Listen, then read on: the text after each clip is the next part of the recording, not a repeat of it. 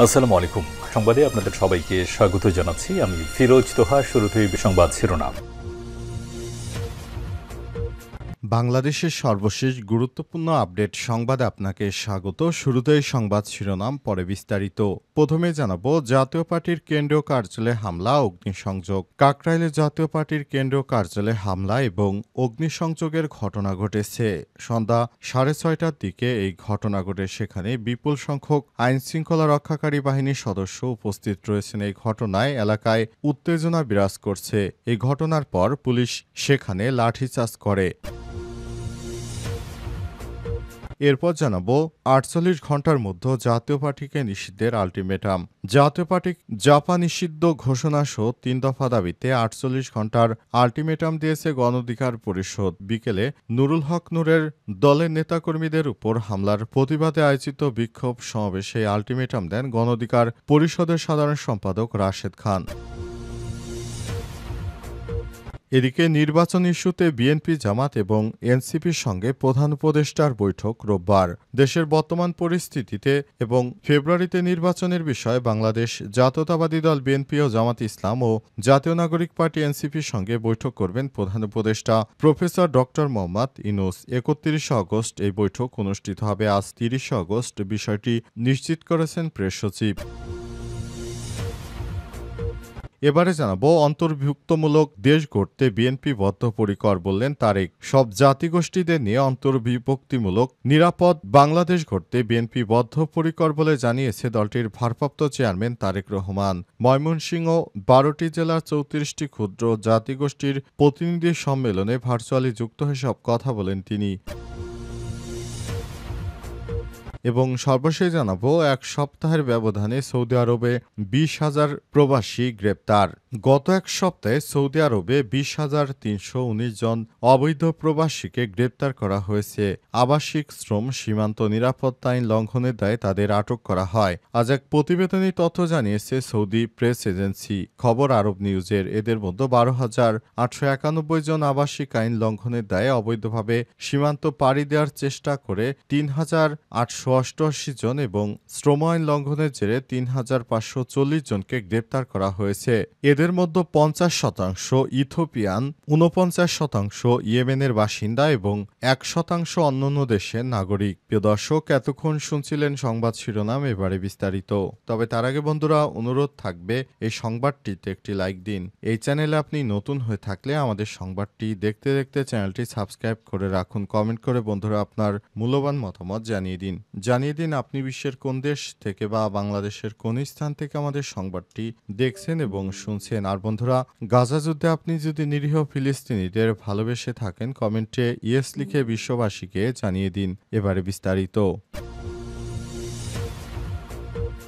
জাতীয় পার্টির কেন্দ্রীয় কার্যালয়ে হামলা, অগ্নিসংযোগ। কাকরাইলে জাতীয় পার্টির কেন্দ্রীয় কার্যালয়ে হামলা এবং অগ্নিসংযোগের ঘটনা ঘটেছে। শনিবার 30 আগস্ট সন্ধ্যা 6:30টার দিকে এই ঘটনা ঘটে। সেখানে বিপুল সংখ্যক আইনশৃঙ্খলা রক্ষাকারী বাহিনীর সদস্য উপস্থিত রয়েছে। এই ঘটনায় ওই এলাকায় উত্তেজনা দেখা দিয়েছে। প্রত্যক্ষদর্শীরা জানান, শনিবার বিকেলে কাকরাইল মোড়ে একদল বিক্ষোভকারীরা জাতীয় পার্টির অফিসে মিছিল নিয়ে যায়। এর কিছুক্ষণ পর তারা সড়কে অগ্নিসংযোগ করে। পর তারা জাতীয় পার্টির কার্যালয়ে হামলা করে এবং আগুন ধরিয়ে দেয়। এ সময় বিক্ষোভকারীদের ছত্রভঙ্গ করতে লাঠিচার্জ করে পুলিশ। এর আগে কার্যালয়ে সংবাদ সম্মেলন করেছে জাপা এক অংশের মহাসচিব শামীম হায়দার পাটোয়ারি।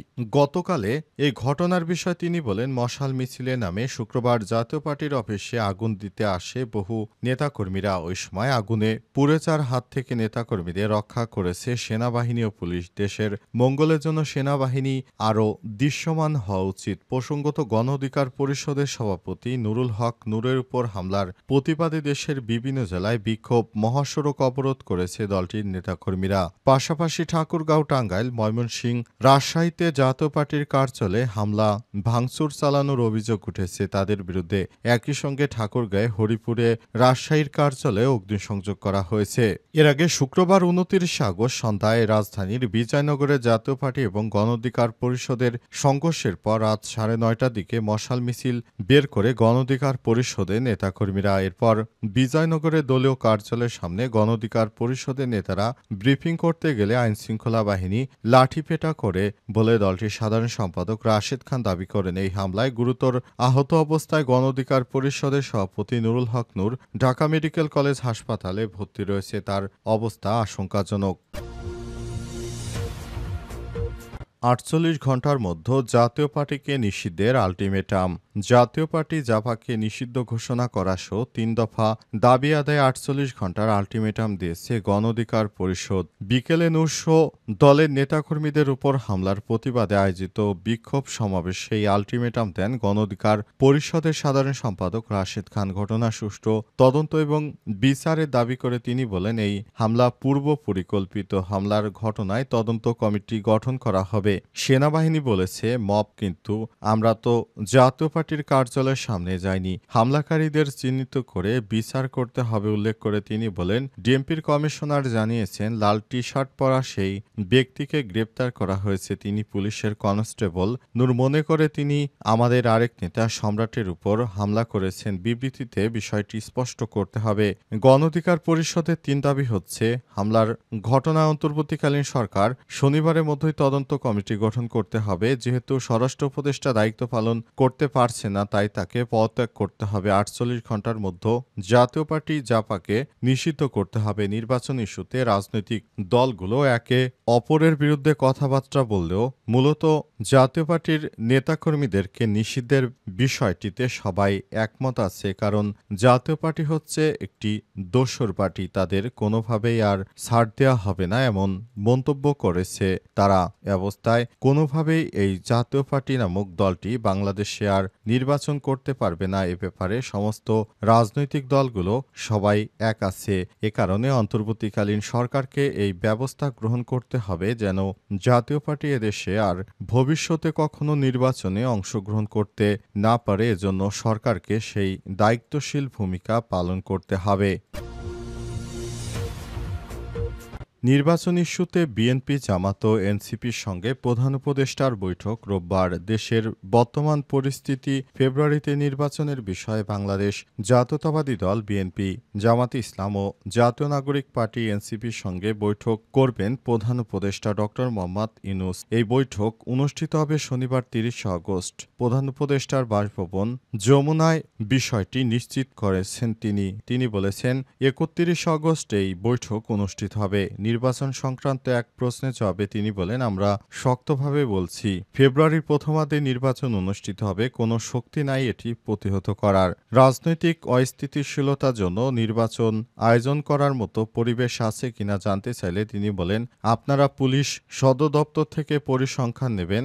গত বছরের সঙ্গে আইনশৃঙ্খলা পরিস্থিতির পরিসংখ্যান তুলনা করে দেখবেন পরিস্থিতি খারাপ হয়েছে কিনা। আমরা কিন্তু পুলিশকে জানিয়েছি তারা যেন নিয়মিত পরিসংখ্যান দেন। আমরা মনে করি সামনে নির্বাচন হওয়ার মতো যথেষ্ট পরিবেশ আছে। নির্বাচন ফেব্রুয়ারির প্রথমার্ধে হবে। নুরুল হক নূর এর প্রসঙ্গে প্রেস সচিব বলেন, প্রধান উপদেষ্টা সবার জন্য সর্বোচ্চ চিকিৎসা নিশ্চিত করার নির্দেশ দিয়েছেন। প্রয়োজনে উন্নত চিকিৎসার জন্য নূরকে দেশের বাইরে আমাদের নিতে হবে। এছাড়াও প্রধান উপদেষ্টা ফোনে নূরের সঙ্গে কথা বলেছেন এবং হামলার প্রতি সমবেদনা ও নিন্দা প্রকাশ করেছেন। যারা এই ধরনের হামলার সঙ্গে যুক্ত তাদেরকে আইনের আওতায় নিয়ে আসা হবে। অন্তর্ভুক্তিমূলক দেশ গড়তে বিএনপি বদ্ধপরিকর বললেন তারেক রহমান। সব জাতিগোষ্ঠীদের নিয়ে অন্তর্ভুক্তিমূলক নিরাপদ বাংলাদেশ গড়তে বিএনপি বদ্ধপরিকর, এমনটা জানিয়েছেন বিএনপির ভারপ্রাপ্ত চেয়ারম্যান তারেক রহমান। তিনি বলেছেন, আমরা সমস্ত রাজনৈতিক দলকে নিয়ে আগামীতে একটি সুন্দর নির্বাচন এর মাধ্যমে ক্ষমতা হস্তান্তর করার পক্ষে। সুতরাং বিএনপির নেতাকর্মীদের উচিত, যারা ফ্যাসিবাদের বিরোধী আন্দোলনে সবসময় সক্রিয় ছিল, তাদের সঙ্গে ঐক্যের ফাটল না ধরানো। তাই নতুন বাংলাদেশ হবে।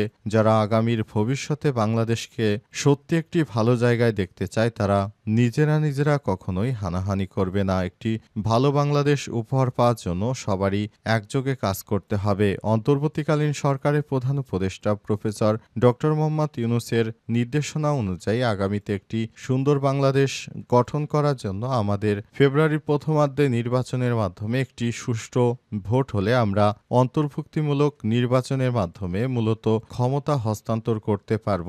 ইনশাআল্লাহ আগামীতে বিএনপি ক্ষমতায় আসতে পারবে, এই আশাবাদ ব্যক্ত করেছেন বিএনপির ভারপ্রাপ্ত চেয়ারম্যান তারেক রহমান। আজ লন্ডন থেকে ভার্চুয়ালি যুক্ত হয়ে সব কথা বলেছেন তিনি। এছাড়াও নেতাকর্মীদের প্রতি বিভিন্ন দিক নির্দেশনা দিয়েছেন বিএনপির ভারপ্রাপ্ত চেয়ারম্যান তারেক রহমান।